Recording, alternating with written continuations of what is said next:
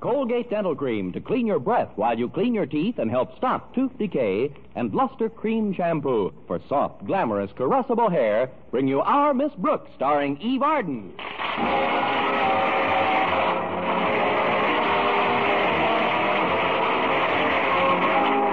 It's time once again for another comedy episode of Our Miss Brooks, written by Al Lewis. Well, last Tuesday was Valentine's Day. And our Miss Brooks, who teaches English at Madison High School, looked forward to celebrating the occasion with Madison's biology teacher, Mr. Philip Boynton. Of course, Mr. Boynton isn't the most dashing person in the world, but what he lacks in ardent emotion, he more than makes up for by his passionate lack of interest in romance. In fact, I have long suspected that if Mr. Boynton is ever hit by one of Dan Cupid's arrows, he'll remove it with a scalpel, cauterize the wound, and kick Cupid right in his quiver. I was discussing my reluctant dreamboat with my landlady last Tuesday at breakfast. I can't understand it, Connie. You're young, attractive, good company, charming. Thanks, Mrs. Davis. What are you doing after school? Now, I'm serious. Somebody ought to take Mr. Boynton by the shoulders and give him a good shaking. I've tried that, but he's not a very good rumba dancer. Besides, I really shouldn't complain. We've been out on several dates in the past few weeks. I know that, dear. But where does he take you on these dates? To the zoo. Exactly. And he took you there again yesterday, didn't he? How do you know? It's obvious. If it's that obvious, I'd better spray a little sweet air around. I knew you were at the zoo by the way you were dreaming last night. I got up to get some water, and as I passed your room, you were screaming like a wounded buffalo. Why, that's absurd, Mrs. Davis. I don't know what I'd be screaming about. It was only a flesh wound.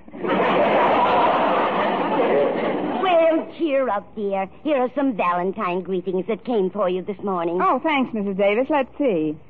This one's from Walter Denton. I recognize the handwriting. Well, an original poem. Read it out loud, Connie. All right. It says, my heart tick-ticks for you, my queen, with the steady watch beat of a new Longines. Dear Miss Brooks, I think you're keen. Won't you be my Valentine?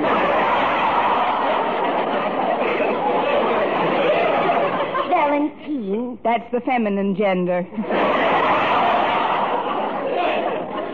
Listen to this, Mrs. Davis. This is from Stretch Snodgrass. Really? You mean he can write? Just about. Here it is. When it comes to athletics, I get plenty of breaks. But when it comes to scholastics, I ain't no great shakes.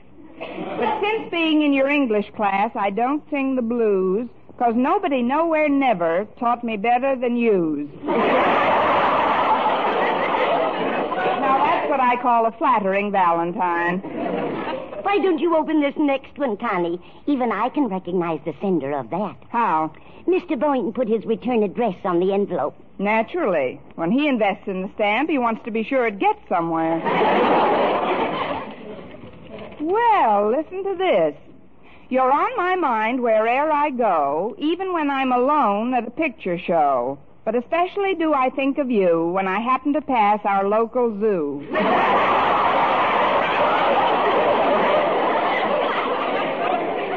There he goes again. How about you, Connie? Did you send Mr. Boynton a Valentine greeting? Yes, I mailed it yesterday. I didn't sign it, of course, but I think he'll know where it came from. What did you say in your greeting, Connie? It was an original bit of verse, Mrs. Davis, called I Must Go Where the Wild Goose Goes. Let's see if I can remember it. Oh, yes. To my Valentine, Mr. Boynton. Though I must go where the wild goose goes, I also know what the wild goose knows. You'll think I'm jesting, I suppose, but no goose winds up in any zoo if he's really on his toes. Why, Connie, that's beautiful. It's a wonderful idea for a song. Oh, I don't know. It's not very commercial. But I've been thinking, Mrs. Davis, today being Valentine's Day, I'd like to get Mr. Boynton to take me to a restaurant for a change. Where does he usually take you to dinner? We split a hamburger in front of the lion's cage. And I strongly suspect it's the same kind of meat the lion gets. Of course, there's one thing I should be grateful for, I suppose. What's that? He doesn't serve it to me on the end of a stick. I'm sure Mr. Boynton realizes that this is a holiday, Connie. He'll probably take you to a lovely restaurant. No, he won't, Mrs. Davis. He was just telling me yesterday how pressed he is for money. Seems he spent $2 for a rare white mouse. He's experimenting with it at his home. At his home? Good heavens, Connie, how can Mr. Boynton live in a place with a white mouse? He's got twin beds. But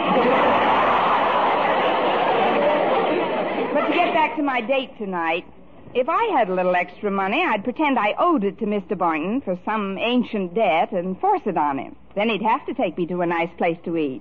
That sounds like an excellent idea, Connie. Do you have any extra money? $1 net. Now, if I had another dollar or two, I could... Mrs. Davis... I pass, Connie. I barely have enough money to do today's shopping. I'd love to help you, dear, but... Oh, forget it, Mrs. Davis. I guess I'll have to forget it, too. Oh, that must be Walter Denton. He's driving me down to school this morning. Again? What's wrong with your car? Yes.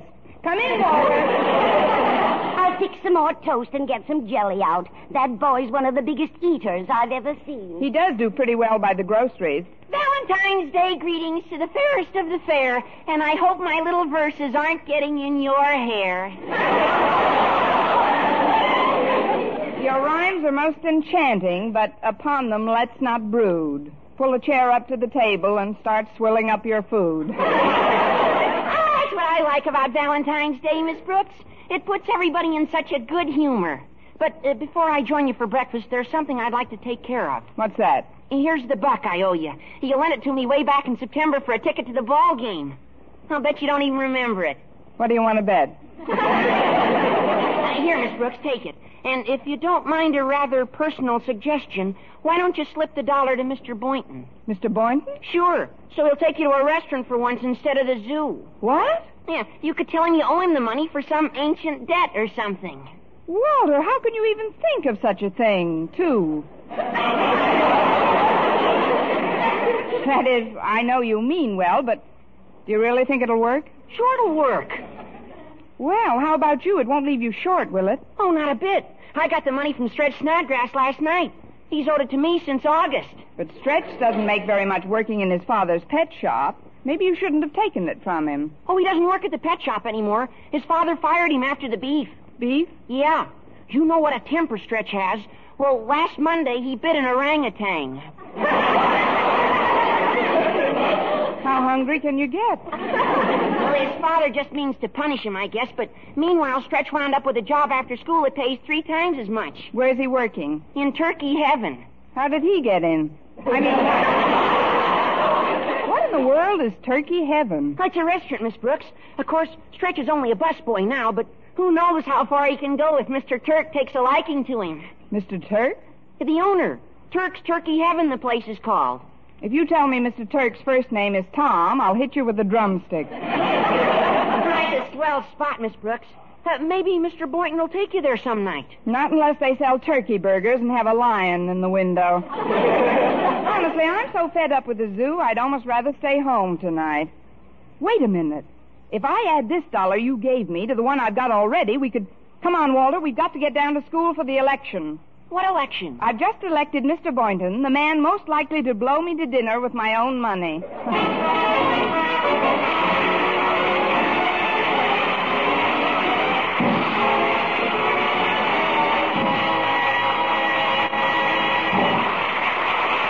Our Miss Brooks, starring Eve Arden, will continue in just a moment. But first, here is Vern Smith. No other dentifrice offers proof of such results. Proof that Colgate Dental Cream helps stop tooth decay before it starts. 2 years research at leading universities using Colgate Dental Cream. Hundreds of case histories makes this the most conclusive proof in all dentifrice history on tooth decay. Conclusive proof that when teeth are brushed with Colgates right after eating, Colgate Dental Cream helps stop tooth decay before it starts. Yes, the toothpaste you use to clean your breath while you clean your teeth now offers a safe, proved way to reduce tooth decay.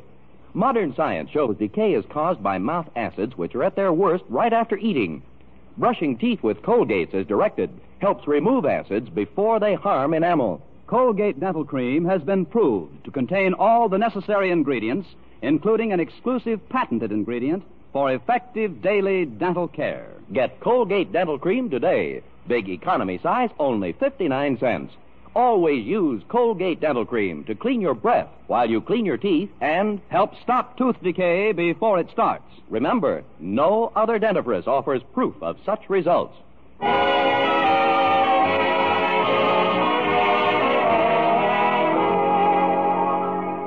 Well, we got to school before it was time for my first class, and I headed directly for the biology lab to confirm my Valentine date with Mr. Boynton.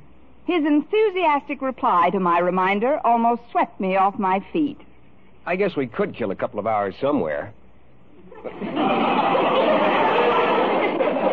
But frankly, Miss Brooks, if you're expecting any elaborate celebrations... Of course I'm not, Mr. Boynton. I just thought we could do something simple and inexpensive. You mean like go to the... No. Look, before we make any plans, let me give you these $2 I owe you. $2? Yes, it was for gas. I picked you up in my car one night last May, and when we ran out of gas, you bought 10 gallons for me. I bought 10 gallons? You had a beer with your dinner. Let me think a minute. You say this happened one night last May? Say, was that the evening we were coming from the zoo? We weren't coming from the casino in Monte Carlo. Here, Mr. Boynton, take the $2. Oh, but I don't seem to remember this incident, Miss Brooks. Let me take a look at my little black book. Black book? Oh, yes, I enter all my expenditures in it during the fiscal year. That way I know just how to budget myself from month to month. Now, let's see. 1949, August, July, June. Here we are, May. May 1st, light bulb, 15 cents. Collar button, 5 cents. May 2nd, 25 razor blades, 9 cents. May 3rd, mercurochrome and bandages, 90 cents. May 4th, stamp for letter to mother, 3 cents. A month's supply of frog food for Pet McDougal, 12 cents. That must have been the month Mac was on the diet. It's funny, I can't seem to find any record of that gas bill. Please, Mr. Boynton, it must have slipped your mind. Just take this. Oh, let's look a little further, please. May 11th, ink, 10 cents. Stamp for letter to mother, 3 cents. May 14th, shoelaces, 5 cents. Stamp, 3 cents. May 16th, laundry, 75 cents. May 18th, stamp, 6 cents. Oh, that was Mother's Day. I wrote Mom airmail. She must have been thrilled. 2 days later. May 25th, pair of socks, 35 cents. Sports shirt, $3. That must have been the day you had the beer. I don't remember that item at all. See, you just forgot to put the $2 down. Now, please take the money and let's Well, thanks, Miss Brooks. It's certainly nice of you to remind me about it. You know, this $2 is going to make a big difference in our Valentine's Day celebration. You mean dinner for two, Mr. Boynton? For two? Why, with this money, I can buy peanuts for every monkey in the zoo.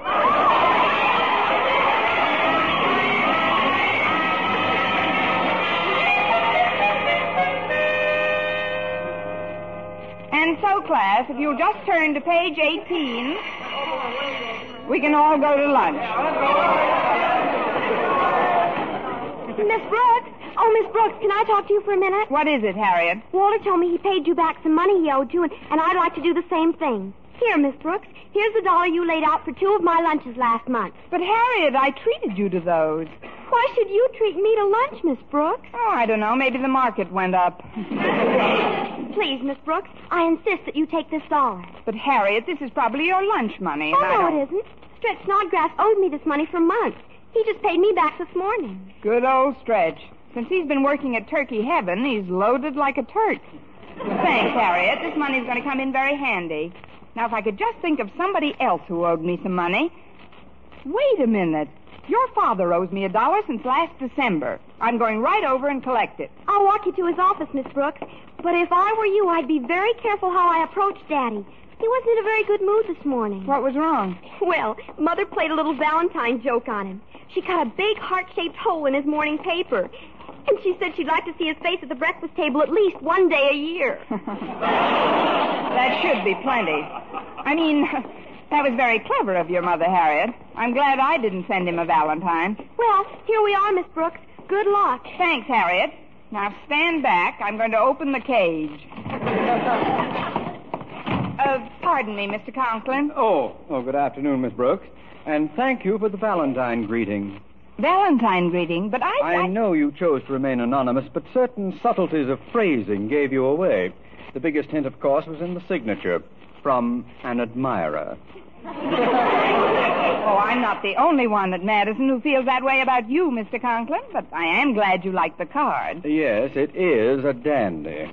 You probably know it by heart, but I'd like to read it aloud for you, if I may. Certainly, sir. I'd love to hear it. Again. It goes, as our principal, you've ruled us with a firm and steady hand. You've hustled and you've bustled, and our work you've carefully planned. Though you've guided us and chided us, I've really been in clover, because I know it won't take very long before you topple over.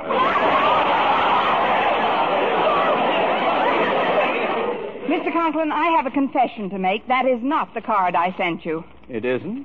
That's strange. It's the only one I got. Oh, mine must have been held up in the mail. I'll send it to you. I mean, you'll get it tomorrow. I'll be looking forward to it. Now, I've got to finish checking the business accounts at the school library, Miss Brooks, so if you'll state your business. Yes, sir. You may not recall this, Mr. Conklin, but during the first week in December, I was taking care of the office while you were out, and a collect telegram came for you. It did? Yes, and I paid for it. You did? Remember, you told me to remind you about it around Christmas time? And did you? Yes, sir. Then you've done your duty. Good day, Miss Brooks. But, Mr. Conklin, the reason I'm bringing it up again is that you didn't... Stop dunning me. How much is the miserable item? Well, the wire was 97 cents, so I gave him $1. You tipped the messenger boy? It was only 3 cents. You're very generous with my money. Well, the messenger had no change either, and as I say, it was just 3 cents. The amount is immaterial. It's the principle that's involved. Oh, you're not so involved, Mr. Conklin. It's just... Please, Miss Brooks. I've always felt that tipping is definitely un-American. But the messenger boy didn't mind. He was a little old Frenchman. However, sooner than violate your code, just give me 97 cents and I'll write off the balance under the Marshall Plan. I'm not small, Miss Brooks. Here's your $1. Oh, thank you, sir. Now, if you'll excuse me... Just one moment, please. In going over these accounts from the library, I find that you're 6 weeks past due on a book. A book? Oh, yes, that was the one I brought home for Mrs. Davis. She can't seem to remember just where she put it. She didn't even read any of it yet. Obviously. The book was called How to Improve Your Memory. It's listed at $1.50, and I'll thank you for the money right now. Oh, but Mr. Conklin, we're still looking for it, and These accounts are all being closed out immediately, Miss Brooks. If you find the book, we'll be happy to make an adjustment. But I can't afford $1.50 at this time. I haven't got it to give you. Tut, Miss Brooks. I just handed you $1. And that, you must admit, was like found money. Yes, indeed. Like money found at the bottom of a snake pit. Look, Mr. Conklin, couldn't this wait until... Don't be petty, Miss Brooks. Here's 50 cents. Just hand me $2 and your account is all squared away. All right. Here you are. Now may I go, Mr. Conklin? Certainly. Good day, Miss Brooks. It's a Lulu so far. Hi, Miss Brooks. Oh, hello, Stretch. Thanks for the Valentine. Oh, that's okay. We're going to the cafeteria for lunch? I might as well. I have 50 cents that's just burning a hole in my pocket. The one that doesn't have a hole in it already. But this talk of money is probably boring to anyone as affluent as you are. Oh, I ain't affluent, Miss Brooks. I just got a cold in the head. Well, it's nice to know there's something in there. By the way, how are things at Fort Knox? Where? Turkey heaven. Do you like your new job? Oh, I like it real good. Of course, I'm just a busboy now, but if I work real hard, I don't always have to be a busboy. I can go places. Especially if you get your own bus. You don't understand, Miss Brooks. From a busboy, I could get to be a waiter, and then I could go from waiter to mater. Mater? D. D? Hotel. We seem to have lost contact somewhere. Let's start again, shall we? Mater is short for Mater D. Hotel. Oh. You know, the head waiter who runs the whole restaurant usually. Boy, to be one of them, you sure got to be elegant. Yes, I know. You only talk to the cream of society, the most cultured, well-bred, best-mannered people in the whole world, boy. And you know what happens when you're a Mater D? What? If they don't slip you a 5 spot, you don't give none of them crumbs a table. Well, like I've always said, it takes a heap of culture to make a maitre d'. That's a long way off, I guess. But meanwhile, I'll just keep picking up glasses and learning the business. At least it's good exercise for me. I do a lot of bending over. Bending over? Sure. I drop a lot of glasses, too. But it's sure a nice restaurant, Miss Brooks. They got roast turkey, fried turkey, and cream turkey. My favorite is their special, turkey au grating. It's turkey hash varnished with cheese. And it's served in a shaving dish. Have you ever tried that? No, I prefer boiled turkey shellacked in the casserole. Oh, is that good? Oh, take a glass of domestic turpentine with it, and you're out of this world. Oh, before I forget, Miss Brooks, here's a credit slip for 2 free dinners at Turkey Heaven. The boss gave it to me for working extra hard over the weekend. 2 free dinners? But, Stretch, I can't take this. You've earned it by your labors. You're the one who should profit by your own efforts. You and nobody else. Well, that's enough acting for one day. Hand it over. Here you are, Miss Brooks. It's no good to me anyway. After nibbling on turkey all day, who can eat? Wait a minute, Stretch. I've got an idea. I want you to find Mr. Boynton and give him this credit slip. Mr. Boynton? That's right. But whatever you do, don't mention to him that I know anything about it. Now, is that clear? Yes, ma'am. I'm to find Mr. Boynton, then give him the slip, and mention that you don't know nothing about it. No, Stretch. You're not to mention that I know anything about it. Sorry. That grammatical carelessness will be the death of me.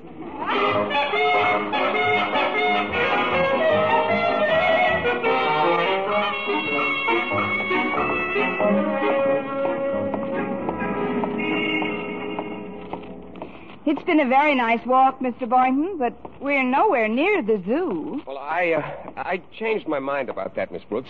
Before we left school, I decided that this being Valentine's Day, I'd like to take you to a restaurant for dinner. Oh, wonderful. May I pick any place I want? Well, that is, I'd like to go to Turkey Heaven. Go ahead, pick any place you want. Say, now, this is a coincidence. Isn't that Turkey Heaven right ahead of it? Oh, that's right, Miss Brooks. It's, rather expensive, isn't it? Oh, money isn't everything. Come on, let's go in. Hey, it's a good thing it's early. We won't have any trouble getting a table. Oh, fine. Look at that turkey being carried out of the kitchen. Isn't it a beautiful bird? Oh, yes, it is. But, look, isn't that Stretch Snodgrass with that tray of glasses? Yes. Hi, Miss Brooks, Mr. Boynton. I'll pick up the glasses later. The maitre d' isn't here yet anyhow. How'd you like to sit at this table in the corner here? Oh, fine, Stretch. I know how it is when a couple are going to eat alone. They like a nice secluded place where nobody can see them. Then if they feel like picking up a turkey leg in their hands, who cares? You're so right, Stretch. Now, if you'll just bring You got it pretty fast, Miss Brooks. Hope you enjoy everything. Incidentally, I didn't spill the beans to you-know-who about your knowing about the 2 free dinners to you-know-what happened. Stretch, go get Mr. Boynton a glass of water. And bring a couple of menus while you're at it. Yes, ma'am. I'll get them right away. Miss Brooks, I've decided there's no point in my trying to deceive you, so I'm going to come clean. Stretch gave me a credit slip for 2 free dinners here. Really? Well, wasn't that sweet? Here you are, folks. Water and menus. I'd like to advise you to read the menus pretty careful, though. The prices in here are mighty steep. Oh, we don't have to worry about that, Stretch. Mr. You-Know-Who has a credit slip for 2 free you-know-what. Now, let's see. What shall we order? Gosh, Miss Brooks, there's something I forgot to tell you. What's that? This slip isn't good on holidays, and today is Valentine's Day. Oh, no, Stretch. That's terrible. Oh, now, calm down, Miss Brooks. I'm not going to see you disappointed. Credit slip or no credit slip, this is one holiday we're going to celebrate and celebrate right.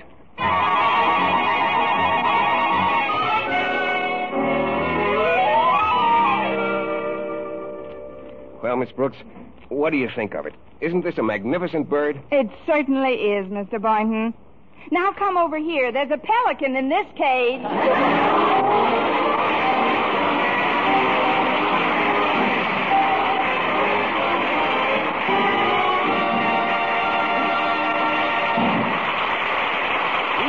As our Miss Brooks returns in just a moment, but first... Dream girl, beautiful luster cream girl. Tonight? Yes, tonight, show him how much lovelier your hair can look after a Luster Cream shampoo. Luster Cream, world's finest shampoo. No other shampoo in the world gives Kay Daumit's magic blend of secret ingredients plus gentle lanolin. Not a soap, not a liquid. Luster Cream shampoo leaves hair three ways lovelier. Fragrantly clean, free of loose dandruff, glistening with sheen, soft, manageable. Even in hardest water, Luster Cream lathers instantly. No special rinse needed after a Luster Cream shampoo. So gentle, Luster Cream is wonderful even for children's hair. Tonight, yes, tonight, try Luster Cream shampoo. Dream girl, beautiful luster cream girl. You owe your crowning glory to a luster cream shampoo. And now, once again, here is our Miss Brooks. Well, when the zoo closed, Mr. Boynton and I caught the 5 o'clock hamburger and headed for home. But as we passed a nice secluded bench, I stopped him. Look, Mr. Boynton, we may not be able to afford a fancy restaurant, but we can still celebrate Valentine's Day. After all, we are together. We have a bench in the park, and school is over. But how can we celebrate on a park bench, Miss Brooks? Correction, school is just beginning.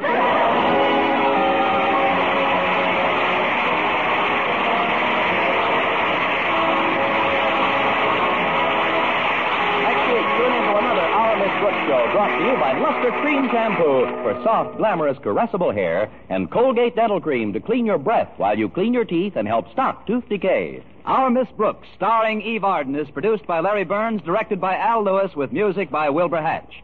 Mr. Boynton is played by Jeff Chandler, Mr. Conklin by Gail Gordon. Others in tonight's cast were Jane Morgan, Dick Crenna, Gloria McMillan, and Leonard Smith.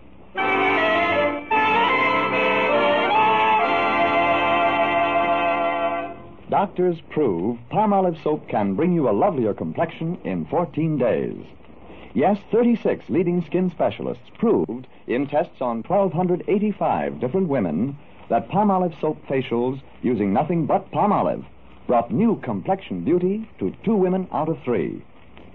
Just wash your face 3 times daily with Palmolive soap, each time for 60 seconds, massaging Palmolive's beauty lather onto your skin. Then rinse. So start your Palmolive facials today. Remember, doctors prove Palmolive soap can bring you a lovelier complexion in 14 days. For